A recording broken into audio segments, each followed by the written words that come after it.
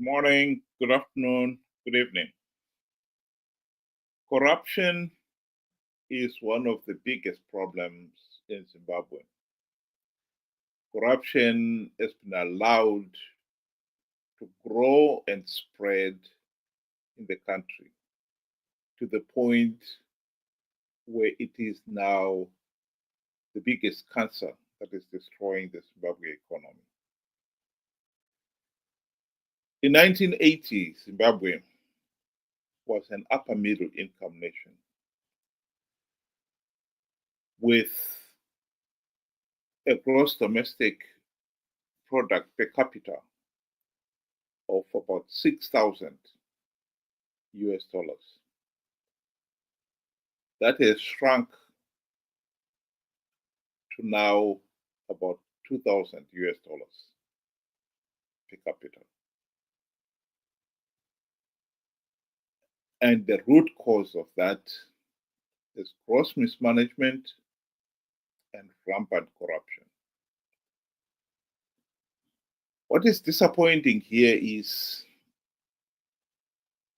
we know the genesis of corruption.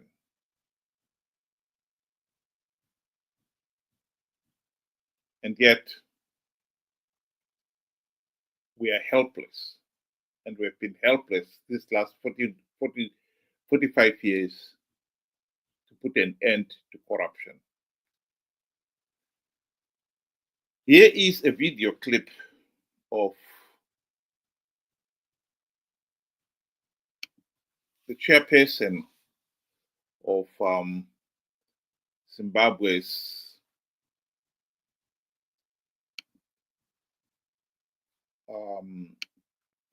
Zimbabwe AntiCorruption Commission explaining the seriousness of the problem. One of the greatest barricades to the resuscitation of an economic thriving Zimbabwe and hinders the prospects of the attainment of our Vision 2030. So if we don't fight corruption, we may not be able to see a successful Vision 2030 coming into fruition.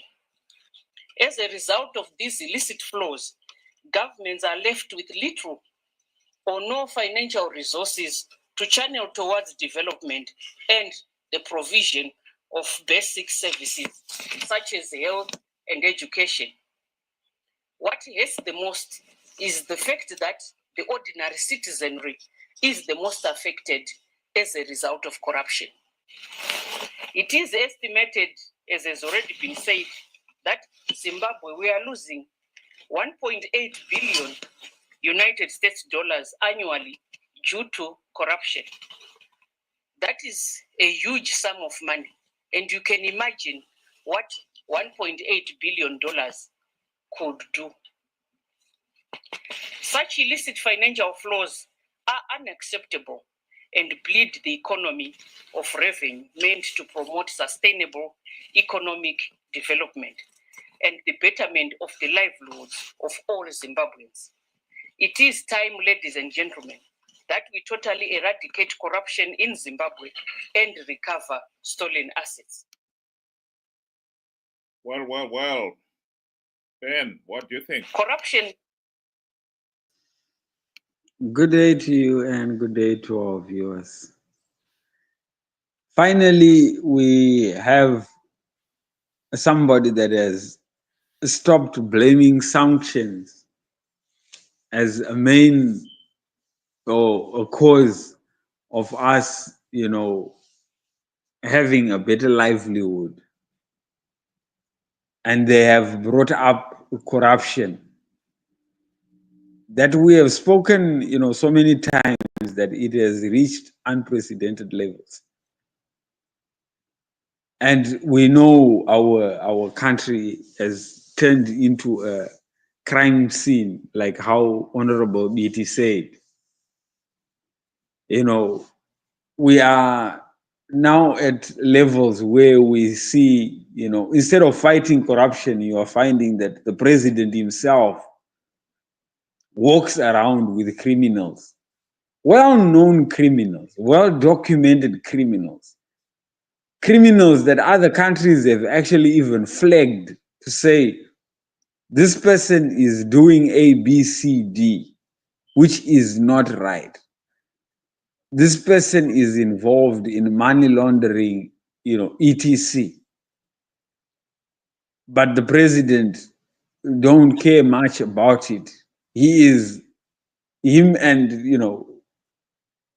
the corrupt mafia gang members, if I may say, are seen at public events, walking and chatting together as nothing is wrong, nothing is amiss. It's business as usual. This is where we have reached, and I'm glad that this honorable lady has actually stood up and said that this level of corruption will stop this whole Vision 2030, if there was ever Vision 2030, from ever happening or from ever existing. It is impossible to have upper middle income economy. It is impossible to have a better livelihood for your citizens with such level of corruption when you're stealing from them. It's impossible. And I'm very glad she mentioned that. Well, the genesis of corruption started soon after independence. And it started with the ruling elite. Here is Dr. Simba Makoni explaining how soon after independence, Mugabe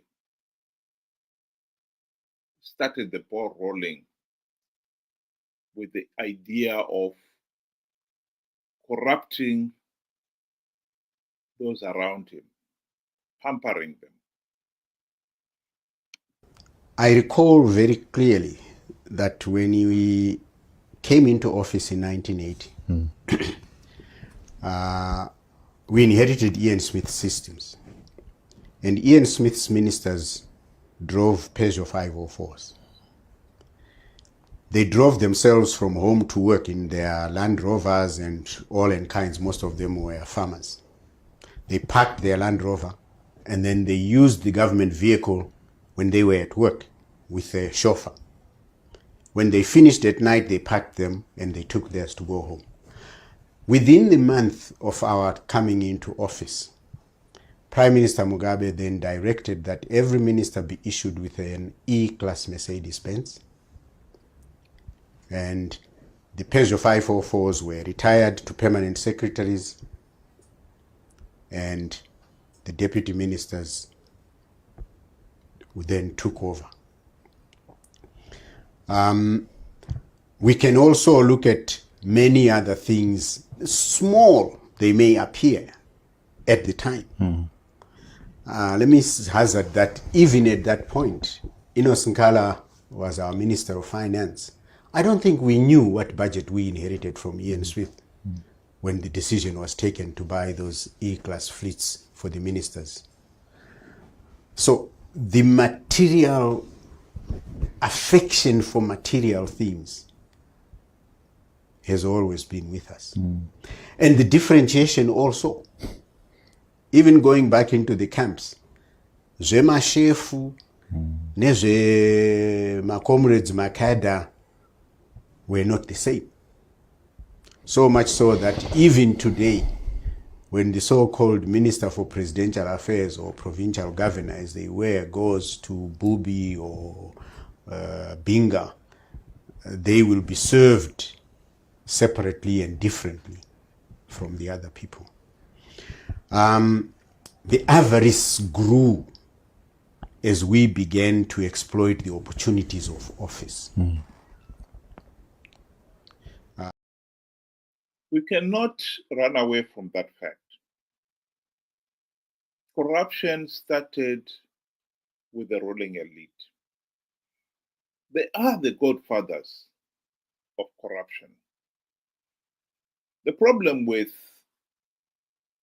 the top becoming corrupt is that those below you can see it.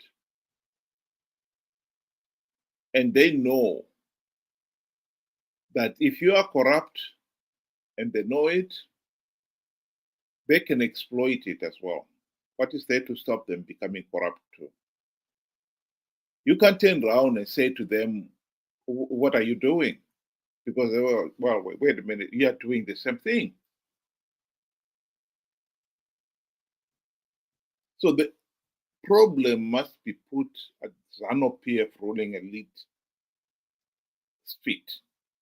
The problem of corruption and mismanagement, because they are related. This is part of the patronage system. When Mugabe was bribing his ministers, he was making it very clear. If you want to stay in my cabinet, keep your mouth shut. Enjoy the benefits. And many of them, of course, learned very quickly. They kept their mouths shut. And so you find that you are not in a position of power and authority because of what you know, but because of your blind loyalty to those above you.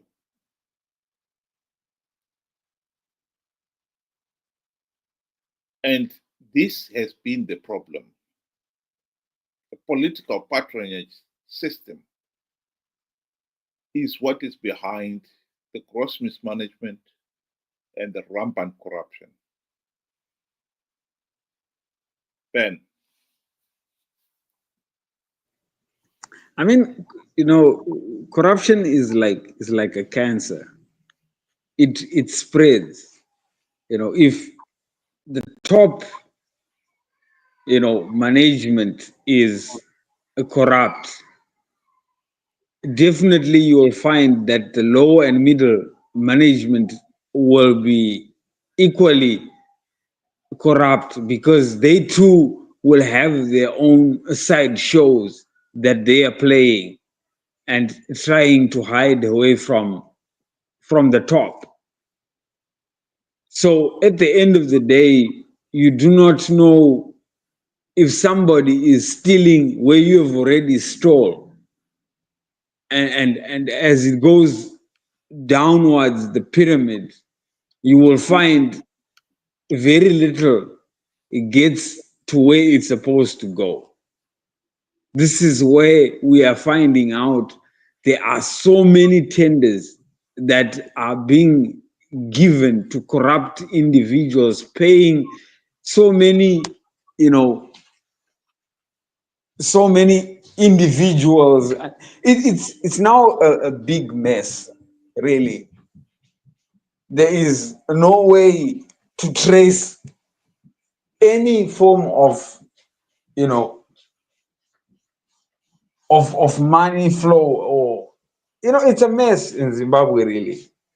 A big mess. Well, the other aspect I wanted to deal with this subject of corruption is that as long as ZANU-PF retains the carte blanche powers to rig elections and stay in power, we will never be able to stamp out corruption. They keep saying we are going to stamp out corruption. How can you stamp out corruption when you are the primary beneficiary of corruption? You are benefiting from the system. You have got absolute power. No one is holding you to account because they're able to rig the elections. So you rig elections and then you turn around and say, no, we are going to stamp out corruption. It just doesn't work.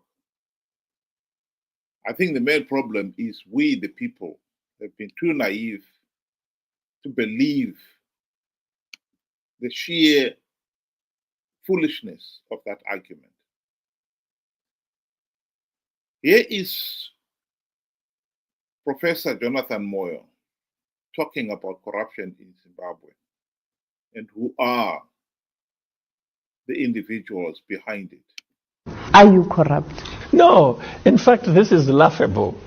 Seriously laughable. First of all, this is an accusation coming from the most corrupt politicians and public officials in the history of our country. They cannot account for the assets that they have. The richest individual in the Republic of Zimbabwe is Emmerson Mnangagwa. The one person who was responsible for setting up ZANU-PF companies when he was the Secretary for Finance of the ruling party is Emmerson Mnangagwa. There is no cent that comes from those companies, including a bank, including investments in the region, in countries like Namibia and even South Africa. The person who led the plunder of resources, even in foreign countries such as the Democratic Republic of Congo, leading to the United Nations investigating and coming up with a report that is still there, is Emmerson Mnangagwa, along with the military cabal of General Chiwenga, SP Moyo, the person who brought the Chinese to plunder Chiadzwa diamond resources for Zimbabwe, up to a point where we have, at the very least, over a period from 2007 to 2014, some 12 to 15 billion dollars in diamond revenue that remains unaccounted for, that went into the pockets of individuals. These people have staged a coup, not just to grab power for the sake of grabbing power, but in order to cover up their corruption. That command agriculture was nothing but a looting scheme. I think it is worth noting here that Mnangagwa appointed this Zimbabwe AntiCorruption Commission. The chairperson of it is the lady that we have just been listening to at the beginning of this program, admitting that Zimbabwe was losing $1.8 billion annually. In fact, she's underestimating, because Zimbabwe is actually losing $1.6 billion annually from smuggling gold alone. But let's put that aside. This lady is the wife of the late Sibusiso Moyo, the very man that Jonathan Moyo was talking about. How can we be so naive to expect that the AntiCorruption Commission could ever stamp out corruption when the chairperson of that commission is the wife of one of the key godfathers of corruption? The problem with Zimbabwe is we cannot be taken seriously by anybody, for the simple reason that we are not taking ourselves seriously either.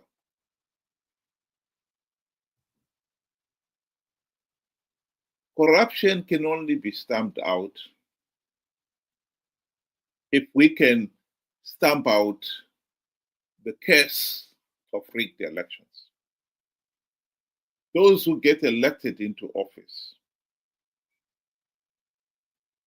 and promise to hold to address the nation's big problems like corruption, mismanagement, and so forth, can only be held to account if we have got free, fair, and credible elections. That is the starting point. ZANU-PF has been able to blatantly rig elections to stay in power. And once in power, they've made outrageous promises. When Mnangagwa got into power in 2017, he said there was going to be zero tolerance on corruption. And yet, corruption is still rampant. And we, the people, have failed to hold him to account.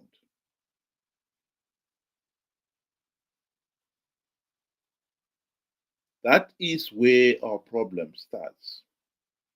And the people of Zimbabwe cannot cry about corruption, mismanagement, and how the nation's wealth is being looted, and yet do nothing about stamping out the curse of rigged elections. Everything resolved on that issue. Ghana's first president, Dr. Kwame Nkrumah, once said, "Seek you first the political kingdom, and the rest will be given unto you." He was absolutely right. Zimbabweans have made the mistake of thinking we can have stamp out corruption, achieve this vision 2030, and still have ZANU-PF riding roughshod over the people, denying them a meaningful say in the governance of the country. That is putting the cart before the horse. And how anyone can still believe that nonsense today, 45 years after independence, beggars belief. Ben, do you want to give your closing remarks? In closing, I would want to, give the solution. And the solution lies in the upcoming 2028 elections. And it's very simple. No reforms, no elections, period. Some may say, well, they will participate or whoever will participate. Participating is not an option. Look, we are dealing with a gang that has millions and will pay anybody that needs to be paid to participate, and to rig the elections on their behalf.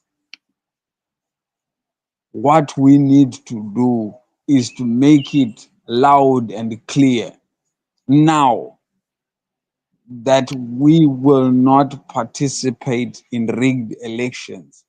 We want the reforms and the recommendations that the observer missions noted as irregularities addressed. We need to have free, fair, and credible elections, an election that means something. And that should be the fight for any thinking Zimbabwean out there. We cannot afford to continue having these guys vakabata nyika kuti G. We cannot.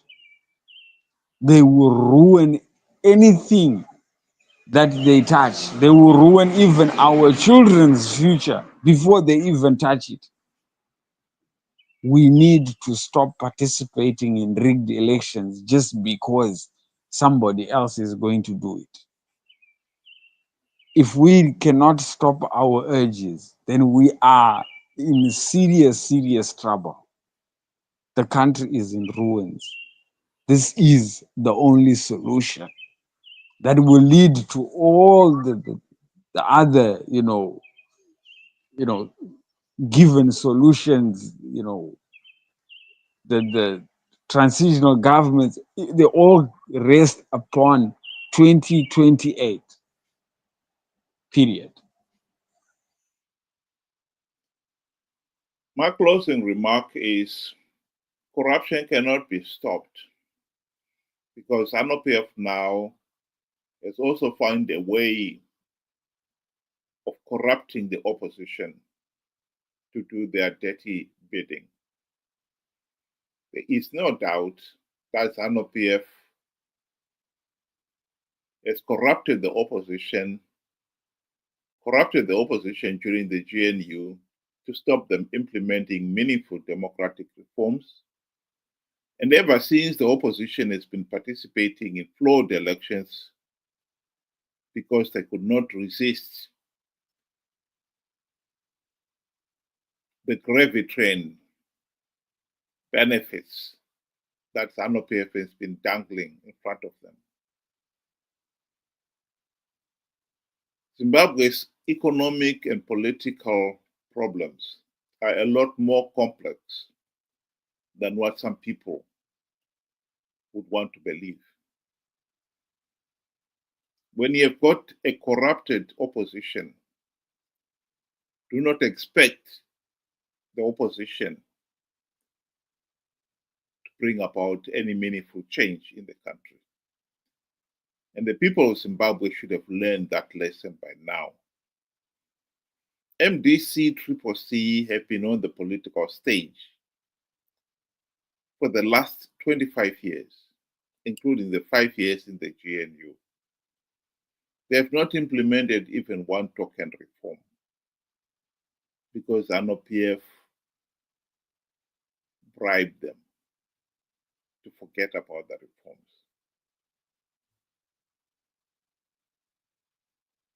We are our own masters.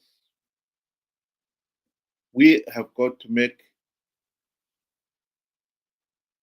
the changes, the political changes necessary to end this corrupt and tyrannical ZANU-PF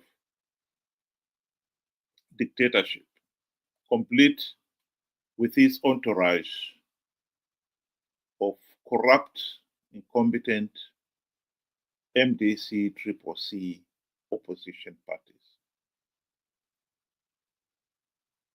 Think about it. Thank you very much. Have a good night.